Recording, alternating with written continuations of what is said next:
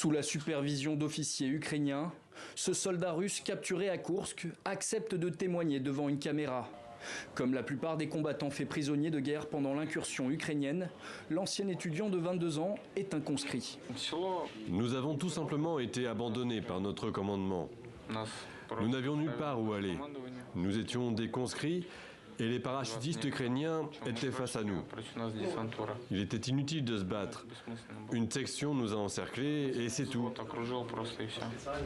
Si nous avions choisi de nous battre, nous aurions été ensevelis sous les grenades.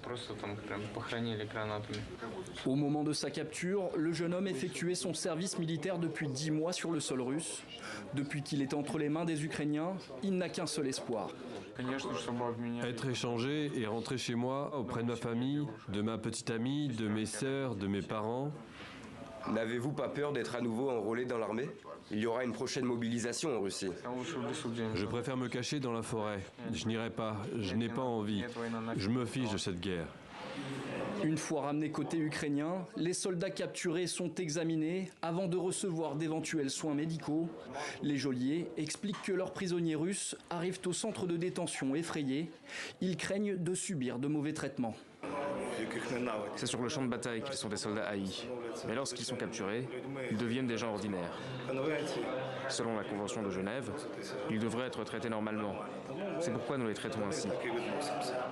Plus de 2000 soldats russes auraient été capturés au cours de la première semaine d'incursion dans la région de Koursk, l'un des plus gros coups de filet des forces ukrainiennes depuis le début de la guerre.